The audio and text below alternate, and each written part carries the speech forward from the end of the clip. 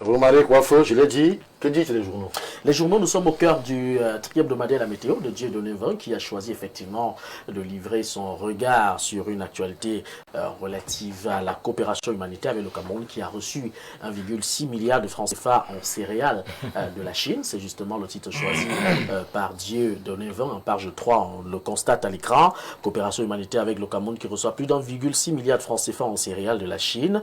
La Météo qui annonce donc que le 18 juin du côté de la capitale économique à Douala, la Chine a livré en 1630 tonnes de riz et 880 tonnes de blé au Cameroun, réceptionné par le ministre Paul Atangadi, un don destiné aux régions du nord-ouest, sud-ouest, est, Adamawa et extrême nord pour soulager les populations vulnérables. La rédaction centrale plonge effectivement au cœur de cette actualité en page 3 du journal La Météo dans sa parution de ce jour. Le quotidien Primeur Hebdo revient sur cette actualité avec le don chinois de 1,6 milliard au MINAT, aide humanitaire ou levier d'influence diplomatique.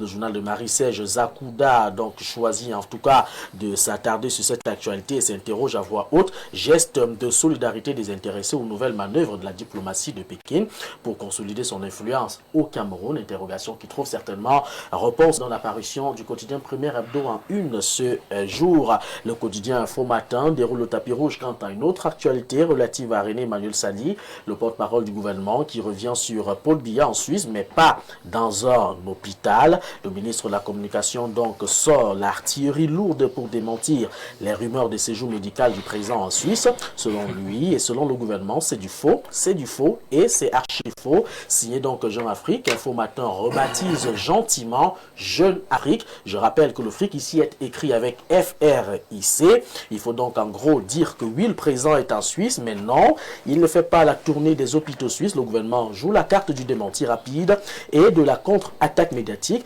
Dieudonné Vin et son équipe nous servent donc ça avec beaucoup de magnanimité dans sa parution de ce jour. Et pour cela, l'ensemble des militants du Rassemblement démocratique du peuple camerounais et les Camerounais dans leur entière majorité sont d'ailleurs contents avec cette une traitée en page 2 et 3 du quotidien Info Matin de ce jour. Le quotidien gouvernemental de Marie-Claire Nana, Cameroun Tribune, vient sur les affabulations, allégations sur la santé du chef de l'État. Cameroun Tribune qui remet les pendules à l'heure suite à un article de Jeune Afrique sur la santé de Paul Biya. Le ministre de la Communication René Emmanuel Sadi a publié un communiqué pour rassurer. Non, non et non, le président n'est pas hospitalisé en Suisse, il va bien et continue d'ailleurs de suivre les affaires du pays. De l'autre côté, mutation avec Georges Alain Boyomo.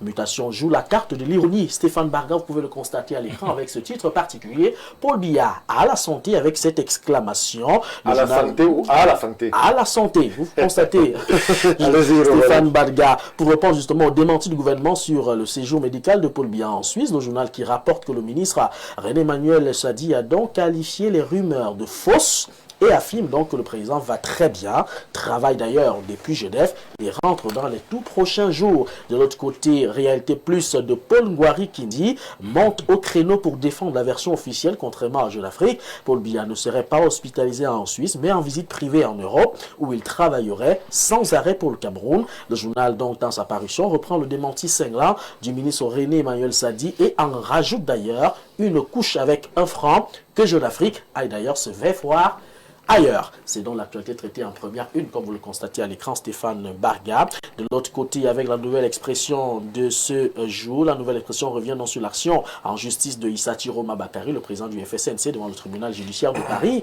L'ancien candidat à la présidentielle ne s'attaque pas qu'à Paul Biya, il traîne aussi devant le juge une dizaine de ministres responsables d'Elections Cameroun, de la police et de la gendarmerie qu'il accuse d'ailleurs d'avoir abattu des manifestants lors de la récente crise électorale d'octobre 2025.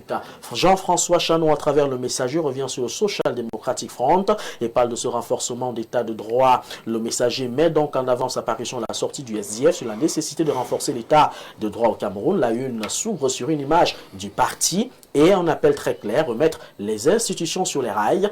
En dessous, on retrouve aussi des sujets plus légers, voilà, comme peut-être l'agriculture, dont on ne parlera pas. On se focalise sur la grande une de Jean-François Chanon dans sa parution de ce matin. La voix des jeunes d'Ibrahim et Ichirez dans le contexte politique avec effectivement le parti Action qui séduit la jeunesse du côté du Septentrion. La voix des jeunes qui met en avant la percée du parti Action à Lagdo où une rencontre politique le 14 juin révèle le journal a rassemblé des centaines de jeunes, femmes et militants résultat, 735 nouvelles adhésions et 52 comités de base installés d'un coup. Actualité reprise par Carole Tamba à travers le drapeau en petite une, qui consacre donc justement sa une sur l'implémentation du parti Action, je vous l'ai dit, sa une dans le Nord, et qui confirme sa montée en puissance à l'ACDO lors d'une rencontre le 14 juin. Le parti dirigé par Ibrahim Niché a enregistré 735 nouvelles adhésions, preuve qu'il attire de plus en plus dans la région. Et puis de l'autre côté, l'info à chaud de Delors, Magellan, Kamse Kamga révèle que l'artiste Longuet fraîchement expulsé de la France a décidé de poser ses valises politiques au sein du mouvement des biaïstes dirigé par Françoise Pouené, alias Mami Yanga. Un retour au bercail qui fait d'ailleurs jaser entre soutien affiché et revanche contre l'exil. Le journal justement s'intéresse à cette actualité majeure dans sa parution de ce jour. La voix du consommateur reprend cette actualité, arrêter le citoyen, mais alors libérer surtout l'artiste chanteur Lonkana alias Longuet a été arrêté. Mais le journal pense qu'il faut arrêter le citoyen mais libérer l'artiste chanteur. Le journal prend donc fait et cause, vous le constatez, pour Longuet expulsé de France et visé par un avis d'arrestation de la DGSN. Dès son retour au Cameroun, le journal joue la carte de l'émotion en distinguant formidablement le citoyen du chanteur et lance un appel direct qu'on laisse au moins la voix chanter pendant que la justice fait donc son travail. Le jour d'Aman Mana jette son regard sur le portrait de Célestin Monga, le Cameroun dans la peau. Il dresse le portrait justement de cet économiste présenté comme un globe trotteur qui, malgré les kilomètres parcourus, garde le Cameroun vissé au cœur entre carrière internationale et attachement viscéral au pays. Le journal peint l'homme dans sa parution comme un véritable patriote qui revient toujours à Douala, même quand le monde l'appelle d'ailleurs. Et puis Gebay Gatama fait une révélation assez particulière ce matin. Stéphane Barga avec ses 6 morts dans un accident de la route à Senguéré Njoy. L'œil du Sahel ouvre donc sur un drame de la route sur cet axe de Ngaoundéré-Garoua où un accident survenu à Senguéré Njoy a donc coûté la vie à 6 personnes, rappelant une fois de plus que nos routes restent des zones à haut risque.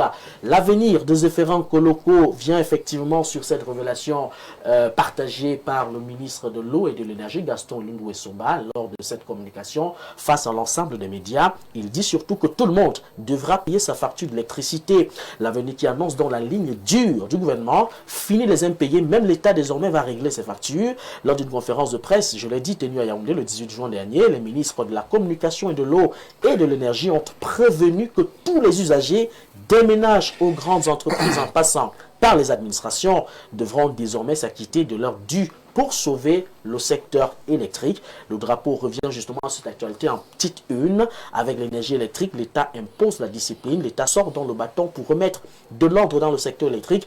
En 2 mots, payez vos factures ou alors préparez-vous simplement à vivre dans le noir avec discipline et surtout patriotisme. Et on sortira avec l'édition spéciale de la riposte, si vous le permettez, Stéphane Baga, qui revient sur l'accès à l'eau potable à Camwater, qui est à la conquête d'1 million d'abonnés directs. La Camwater passe à l'offensive pour atteindre l'objectif présidentiel d'1 million de branchements en 5 ans. Le 18 juin, du côté de l'hôtel United à Bankomo, le Dr Blaise Moussa a lancé un atelier commercial et marketing visant donc à transformer 52 000 consommateurs en abonnés directs, avec à la clé un gain projeté justement de plus de 3,2 milliards de francs CFA. Stéphane. Merci Romaric pour cette abondante revue de presse. Et on nous revoit très certainement pour le même exercice. Pour le même exercice à vendredi prochain, Stéphane. Très bon Ou alors week-end. en semaine. Bon week-end à vous.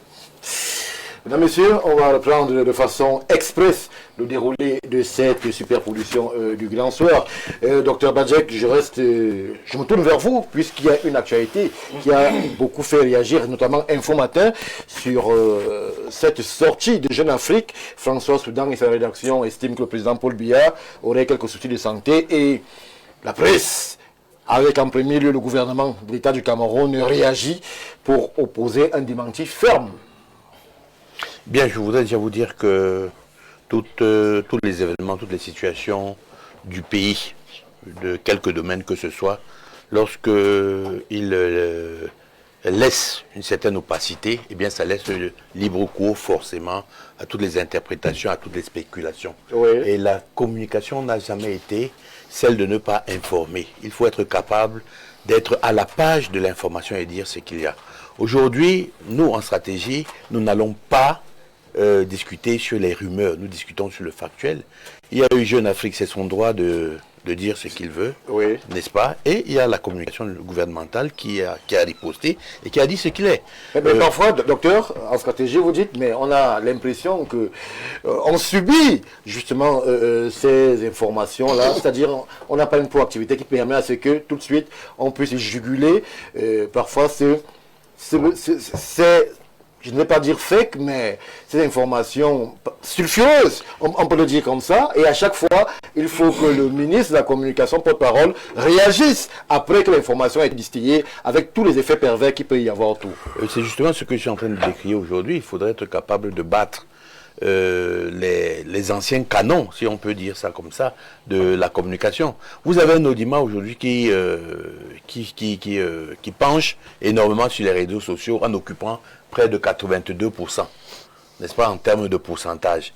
Les médias classiques, n'est-ce pas, occupent les 18 qui restent. Et vous me dites que votre effet final recherché est d'occuper les médias classiques. Il faudrait savoir que le principe de la communication, c'est une action qui part de l'émetteur vers le récepteur. À partir de ce moment-là, pour ma part, on devrait changer de plan de communication, de stratégie de communication au niveau gouvernemental. Il faudrait que l'institution, et même lorsque j'étais au ministère de la Défense, je pensais que le ministère de la Défense devrait même s'occuper d'avoir une charte au niveau du numérique. Il ne faudrait pas laisser, n'est-ce pas, ce chapitre-là au numérique. C'est un journal classique qui a pignon sur rue, qui se permet d'avoir un avis. Parce que l'information, on va la prendre avec des pincettes, un avis. Oui, mais il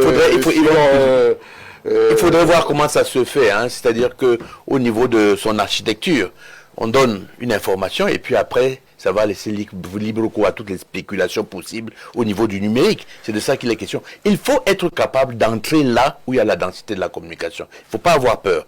Moi, je pense, bon, déjà, c'est très bien d'avoir réagi, mais aujourd'hui, c'est avec la prospective qu'on essaye d'entrevoir ce qui peut arriver.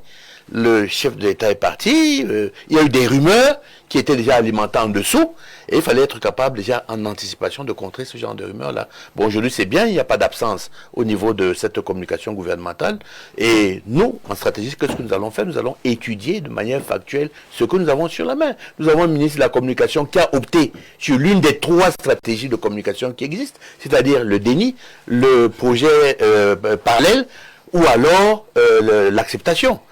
Donc aujourd'hui, le gouvernement a dit c'est le déni. Et il faudrait être sûr donc de défendre cette ligne-là jusqu'à la fin. Et c'est une option. Et le déni a c'est sûr de particulier qu'il faut dire la vérité. Et je pense qu'il y a suffisamment de grands garçons, de grands messieurs au niveau du ministère de la Communication pour savoir que c'est ça. Et nous, les stratèges, nous allons nous appuyer sur ce centre de gravité pour dire aussi, en tant que patriotes, que on cesse quand même d'avoir une acuité désobligeante envers le Cameroun. Alors là, quels que soient les problèmes que nous avons aujourd'hui, quand il s'agit du problème du Cameroun, n'est-ce pas, de cette image qui commence à être éconnue au niveau international, nous allons reprendre les rangs et nous allons prendre les armes. Merci, Dr Badjek. Willy Kak, le président de la République, de nouveau fait la une de la version online de Jeune Afrique. Et tout de suite, c'est le gouvernement qui réagit. Et même, on semble trouver un ensemble de concertation, une cohésion au sein de la presse nationale qui justement met en avant cette actualité, mais en épinglant un tout petit peu dans les grandes unes qu'on a pu entrevoir la production de Jeune Afrique. Oui, il faut déjà dire que c'est une cohésion concertée et déconcertante pour le peuple camerounais, parce que moi je ne vois pas pourquoi on va faire tout un débat sur la santé du chef de l'État. Le chef de l'État, c'est un être humain qui, comme tout autre être humain, peut à un moment être fatigué, peut à un moment être victime d'un malaise. Parce que la communication du gouvernement, qui aujourd'hui entraîne toute cette tirelire de grosses unes, et parce que tout le monde, à la fin, a un objectif, c'est vouloir démontrer à l'opinion publique internationale que le chef de l'État n'est pas malade. Alors, et là, malheureusement... Quelqu'un l'a vu pour dire qu'il est malade. Non, écoutez Stéphane, je vais vous dire d'abord une chose. En communication, on dit le confrère est une source. Jeune Afrique, ce sont des journalistes qui ont des sources. Et moi, je le dis, on nous l'a appris à l'école, le confrère est une source. Oui. Ils ont leur source de quelle ils tiennent cette information. Maintenant, le fait de vouloir démontrer à la face du monde que le chef de l'État n'est pas malade, c'est vouloir déifier le chef de l'État pour rester dans la logique qui a toujours caractérisé le chef de l'État, de ce Tom Lion, qui ne chancelle jamais, qui ne titille jamais, qui ne tombe jamais malade. C'est faux. Et l'autre chose, dans les différentes unes, et ça me fait rire, le chef de l'État travaille sans arrêt. Oui, le chef de l'État du Cameroun travaille sans arrêt. Où? En Suisse. Mais attendez, c'est une catastrophe. Il n'a pas de bureau, l'unité de tout dit. Est-ce que c'est vraiment le débat? Non, mais c'est justement ça le débat. Non, attendez. Moi, j'ai vu, vous avez tenu un thème ici, où il y avait des érudits du langage en communication, qui nous ont dit, le chef de l'État est maître de son calendrier.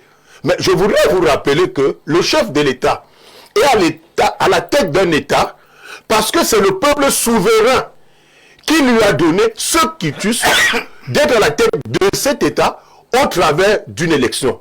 Ça veut dire que, oublions que le chef de l'État de la République soit-il le premier citoyen, qu'il s'appartienne. Il ne s'appartient pas. Vous avez épilogué sur la communication gouvernementale. On vous a dit, le chef de l'État est allé en Europe pour un court séjour privé. Oui. Mais ça, c'est une communication de bas quartier. Oh là là, oui, les gars. Je suis désolé, pour une communication gouvernementale, le chef de l'État du Cameroun.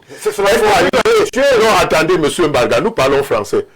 Nous parlons français. Oui. Le chef d'État du Cameroun, élu par les Camerounais, lors d'un scrutin, est allé en visite privée au Cameroun. Court séjour privé. Court séjour privé. Qui est comptable de la durée du séjour du chef de l'État à l'étranger? Qui? Vous vous souvenez quand même qu'il a des vacances? Alors, mais dites-nous donc qu'il est en vacances. Mais vous ne pouvez pas nous dire qu'il est en vacances et vous dites qu'il travaille sans arrêt.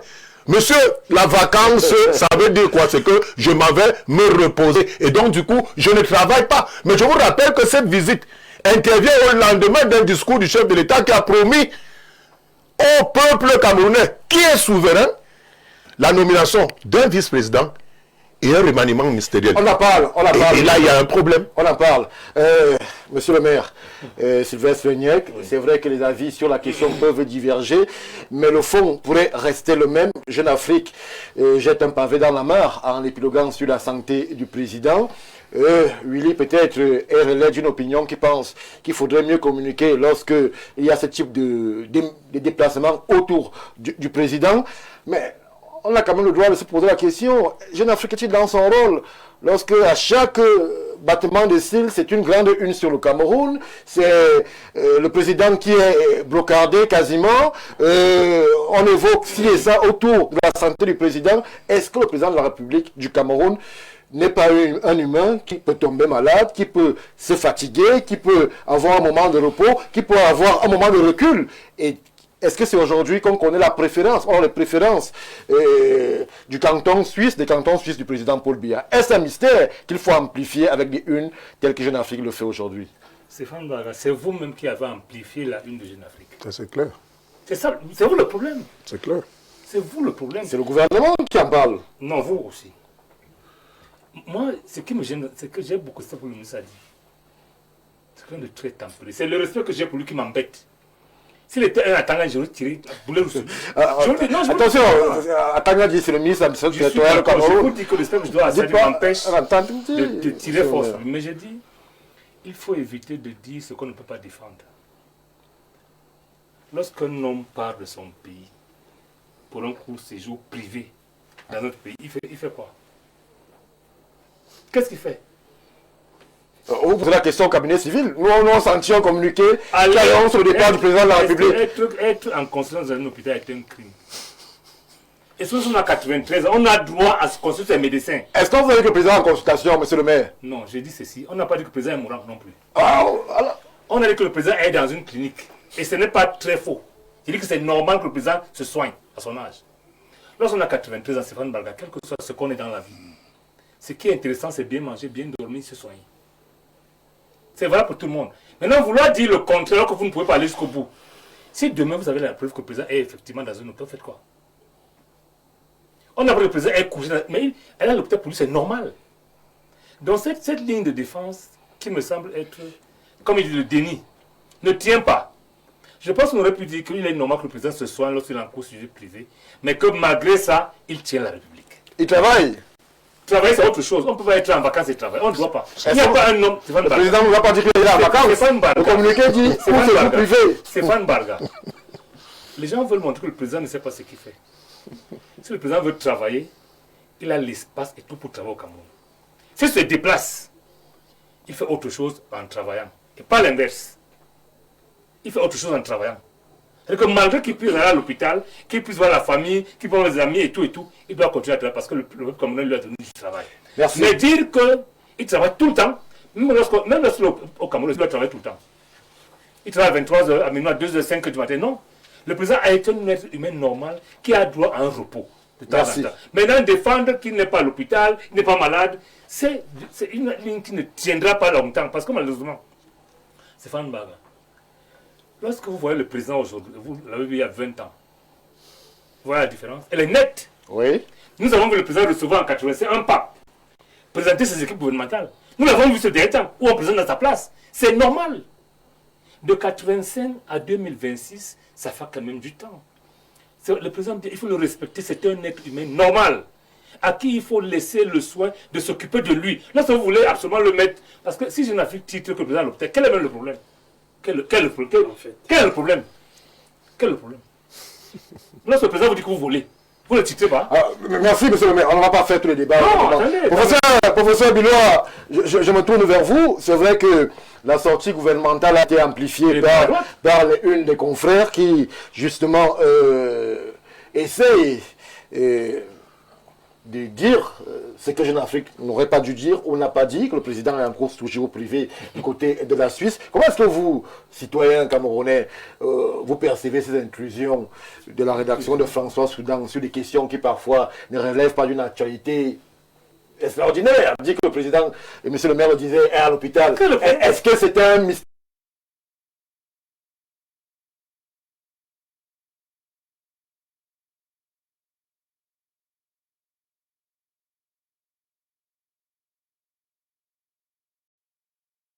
Dans un état critique, tout le monde le saurait. Si le président de la République était dans un état critique, tout le monde le saurait. N'est-ce pas? Oui. On sait qu'il est en Europe, qu'il a reçu des personnalités du monde des affaires et du monde politique. On le sait. Et qu'il ait consulté un ou deux médecins, c'est tout à fait normal. C'est tout à fait normal. Donc, je ne pense pas à l'exagération. Jeune Afrique qui évoque que le président aurait peut-être un bobo de santé, ou alors le gouvernement du Cameroun qui contredit Jeune Afrique et qui affirme que le président est en bonne santé et travaille. Qui est dans l'exagération ou alors dans la sortie déplacée? Ce que je veux dire, c'est que Jeune Afrique n'a informé personne. Vraiment? Ils n'ont informé personne. Jeune Afrique a dit que le président serait malade, mais tout être humain peut être malade, n'est-ce pas? Et le fait d'être malade ne vous empêche pas de travailler. Alors, Jeune Afrique me dit, est-ce que le ministre a dit... Vous pensez que nous tous là, qui avons des occupations quotidiennes, nous n'avons pas des bobos? De temps en temps, on va voir le dentiste. De temps en temps, on va voir l'ophtalmologue. De temps en temps, on va voir le traumatologue, pour moi par exemple. Mais ça ne m'empêche pas de travailler. Je travaille normalement. Et ça ne fait pas l'objet d'une communication. Non. Ça ne peut être important que si l'état de santé ne permet pas au président de rencontrer d'autres personnalités, de travailler. Mais si c'est passager, on n'a pas à dire ça aux gens. On n'a pas à dire ça aux gens. Merci, professeur. Jean-Moïse Mbok, c'est vrai que la question posée au professeur Bilois pourrait aussi vous revenir. Ne la considérez surtout pas comme une patate chaude. On est dans pas les commentaires, puisque parler des confrères, c'est parfois embêtant. Jeune Afrique a commis ça une. Le gouvernement a réagi. Moi, je m'interroge, qui est dans l'amplification? Est-ce que Jeune Afrique a évoqué la santé du président, qui, somme toute, comme tout être humain peut être malade, ou alors est-ce que le gouvernement devrait s'appesantir sur une online d'un journal qui a parfois quelques écarts sur le traitement de l'actualité au Cameroun? Alors, Stéphane, il faut rappeler que nous sommes en République. Et dans une République, il y a plusieurs acteurs qui reçoivent une communication comme celle-là, gouvernementale ou autre. Et au Cameroun, aujourd'hui, vous avez une catégorie que je représente ici, qui est celle des indignés. Et pour les indignés, c'est une provocation, c'est une insulte. De la part de qui? De la communication gouvernementale. Tout simplement parce que quand il y a des meurtres, des féminicides, des infanticides, ils ne parlent pas. On ne les voit pas. Mais subitement, Jeune Afrique, tous et tout le gouvernement s'enrhume. Il y a un sérieux problème. C'est-à-dire que ils ne se rendent pas compte, et là je veux le colonel Badjek sur l'encadrement de la communication, ils ne se rendent pas compte du profond malaise qu'ils créent en faisant une telle agitation, une telle gesticulation. Et le grand frère le rappelait, le chef de l'État a fait des promesses. Il a annoncé des choses. Et il sort, il s'en va, c'est son droit. Et on nous dit, bon, il semblerait qu'il soit malade. Jean-Maurice Bock, qui vous a dit que le chef de l'État est malade? Il y a une communication officielle de l'État. Nous sommes chez Jeune Afrique, non? Oui, vous Stéphane, je suis en train de répondre à votre question. Oui. N'essayez pas de défendre le chef de l'État. Il a le professeur de loi est là. Et beaucoup de ses camarades sont là. Pardon, non. Je vais vous rassurer. Le collègue Badjek a dit d'entrée, nous sommes des personnes responsables. Nous n'allons pas venir dire n'importe quoi sur un plateau comme celui-ci, vous mettre en difficulté ou Info TV. Soyez rassurés. Je dis simplement qu'il faut tenir compte des acteurs en face quand vous menez une communication comme celle-là. Le premier problème, c'est même d'abord le jeu des acteurs. Est-ce que la santé du chef de l'État est une action du gouvernement? On nous parle d'un porte-parole du gouvernement et de son action. Qu'est-ce que le MINCOM cherche là? Dans la santé du chef de l'État, qui est un cabinet civil, qui a communiqué pour ce voyage, qui était donc en capacité de répondre à ce genre d'attaque. Il y a un problème de jeu d'acteur. Le MINCOM n'a rien à voir avec une situation comme celle-là. Mais vous voyez, comme chacun veut montrer qu'il travaille, et M. le maire a dit, le MINCOM en tant qu'individu, nous le respectons excellemment. C'est un grand monsieur.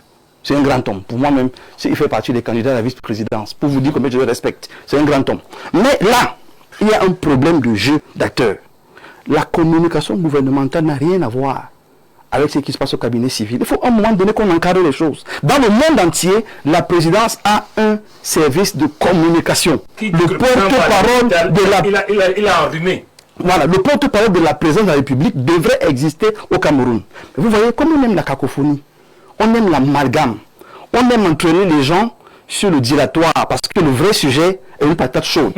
On évite donc d'adresser le vrai sujet, on rentre donc dans une affaire, et c'est là que je dis que le génie pervers de la communication qui est mis en place aujourd'hui pour une chose comme celle-là aurait pu être mis en place dans un autre sens pour rassurer les Camerounais, informer les Camerounais de manière juste pas les acteurs juste de cette communication-là. On ne serait pas là en train de voir une presse qui est à gage. Parce que toute cette reprise de la presse est financée. Bien sûr. Alors, ça c'est vous qui... je le dis, j'assume ce que je dis.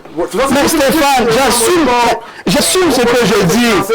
J'assume ce que je dis. Vous voulez que c'est financé? Les preuves, c'est autre chose. Je vous dis donc que j'assume ce que je dis. Oui, vous le dites. Le confrère est une source. Le grand frère l'a rappelé. La source Jeune Afrique se pose sur quoi? Elle se pose sur quoi? 1. L'âge du chef de l'État, et c'est normal. 2. C'est un être humain, c'est normal. 3. Il a aussi des gens en interne qui n'aiment pas du tout, qui peuvent envoyer une information. 4. Il y a aussi ses faux amis qui sont dans le parti, qui défendent au fond, ont d'autres projets. Donc, Jeune Afrique est alimenté forcément par une source. Et à partir de là, quand une information comme celle-là sort, il faut faire attention à ne pas créer un problème dans un problème. Et cette sortie gouvernementale n'est qu'un problème dans un autre problème plus grand qui finalement aujourd'hui, on se dit, est-ce que ce gouvernement s'occupe de nous? Merci. Ou est là seulement pour parler pour le chef? Merci Jean-Maurice Bock, président Soum. Le président, une fois de plus, fait la une de Jeune Afrique, la maladie, le voyage. Il ne manque plus qu'on parle peut-être, je ne sais pas, des passions du président. Jeune Afrique aime bien s'interroger sur l'écosystème Paul Biya. Mais le gouvernement qui réagit n'est-il pas dans son rôle de préserver quand même l'image, de préserver la vérité? Est-ce que le président Paul Biya, il serait dans un hôpital? Pourquoi est-ce que Jeune Afrique en fait une grande une? Alors que justement, Jean-Moïse Mboglo dit, il y a le cabinet civil qui est là pour informer le peuple camerounais sur les déplacements et sur justement les séjours courts et privés du chef de l'État pour le cas d'espèce en Suisse. Bien, vous allez m'excuser. D'abord, en droit, on dit qu'il n'y a pas la place pour la loterie, c'est les faits sont sacrés. Bien. Moi, je pense que le ministre de la Communication s'est fait piéger comme un petit garçon qui m'excuse de l'expression. Parce que, voyez-vous, moi je pense que sauf par agitation des hommes, cette allégation folle qui parle de la santé du président de la République, c'est tout simplement une manipulation des puissances étrangères dans le but de s'aimer. Mais là on parle de Jeune Afrique. Permettez, monsieur. Oui. Permettez, vous m'avez donné la parole. Je ne donne pas la parole pour aller dans tous les sens. Moi je parle de Jeune Afrique. Je parle Jeune Afrique. Jeune Afrique est où? Qui est Jeune Afrique? La voix de son maître. Qui est Jeune Afrique? Jeune Afrique est où? Ancien ami. Donc je ne vais pas entrer dans... Je ne sais pas moi qui va vous apprendre qui est Jeune Afrique. Je vais débattre sur... Moi c'est que c'est un journal qui a pour rédacteur en chef François Soudan. Arrêtons-nous donc là. Maintenant moi je vais vous dire que c'est tout simplement une manipulation des puissances étrangères qui veulent laisser penser aux Camerounais que le Cameroun n'est pas géré, le Cameroun n'est pas dirigé et que le Cameroun n'a plus de chef. Du moment où ceux qui ont la responsabilité d'incarner les institutions de la République et d'assumer les missions régaliennes qui sont les leurs, ne font plus leur travail. Je ne vois pas pourquoi le ministre de la Communication s'intéresse tant à une provocation comme quelqu'un qui n'a pas d'expérience dans la matière. Jeune Afrique, c'est qui? Est-ce que Jeune Afrique fait partie de la délégation du président de la République qui l'accompagne en Suisse pour qu'il soit présent dans un centre hospitalier et que le président de la République s'est confié... Le ministre a dit qu'il aurait dû ignorer la communication. Bien sûr, pour ne pas répondre à ces provocations. On ne parlait pas de ça ici. C'est vrai. C'était même pas à lui de répondre s'il fallait répondre. C'est pas à lui de répondre. C'est une preuve de vérité que le Cameroun fait la honte de l'humanité. Attention, attention, attention, je l'assume. Vraiment, il y a des Monsieur, on ne fait des choses comme ça. C'est vous et moi. Oui, mais on l'humanité. Comment un ministre de la République peut se permettre de répondre à une provocation comme celle-là et qu'aujourd'hui ça fait l'objet des débats dans les médias? Et qu'est-ce que vous voulez que le monde entier pense de nous? Un pays qui n'est pas sérieux. Le président de la République a une communication. Le président de la République a un cabinet civil. Le président de la République a une garde rapprochée. Le président de la République a tout un service. Monsieur Stéphane Barga, ne nous faites pas dire des choses qui vont à l'encontre de nos valeurs républicaines. Merci. Le RDPC aurait même pu répondre que ça serait mieux passé parce qu'ils sont partis politiques. Oui, mais le RDPC, c'est pas le cas du Cameroun. Qu'en même temps, du président du RDPC, on parle du chef de l'État du Cameroun. Parce que Jeune Afrique ne parle pas de l'RDPC. Jeune Afrique parle du chef de l'État. C'est ce que Jeune Afrique a dit. Voilà. Dans le même article.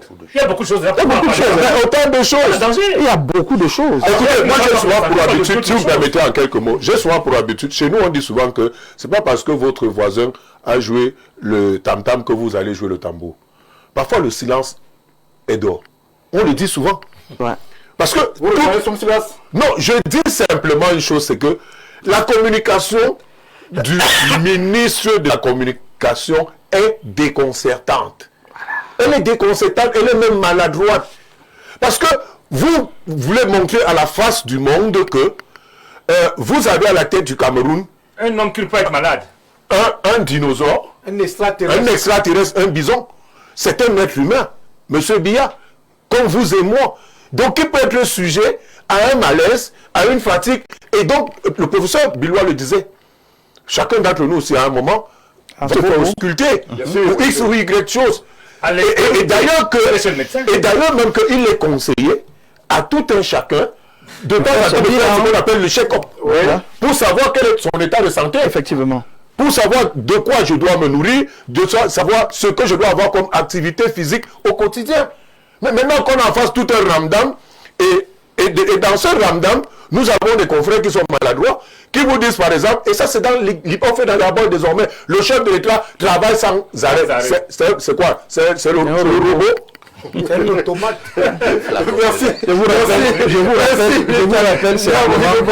vous rappelle, même M. Poutine, qui a une communication assez complexe, quand il est malade, on en parle. Bien sûr. On informe les populations. Aux États-Unis, M. Trump est malade, on en parle. En France, voilà. En France, même quand M. Macron est malade ou un bobo, on en parle. Pourquoi on ferait comme si c'était un problème particulier? Et c'est là le piège. Il est vraiment tombé dans un piège. Donc lui ne dorme plus. Merci, merci cher monsieur. Ce n'était qu'une introduction à ce plateau. On va donc dès à présent rentrer sur ce qui nous intéresse en majeur. On parlera de cette situation. Dr Badjek, sans nouveau gouvernement ni vice-président, impasse ou stratégie de gouvernement, lorsque l'on sait justement que les annonces ont été faites par le président de la République pour ce qui concerne le gouvernement qui avait été annoncé dans les prochains jours, et celle du vice-président aussi, puisque la loi a été promulguée de façon rapide et on se serait attendu à ce que les nominations suivent. Comment est-ce qu'on se positionne? Comment se positionne le stratège lorsqu'il observe une situation aussi, je vais peser mes mots, ambiguë? Le stratège a très peur parce que finalement la population est prise en otage. Et cette population a quand même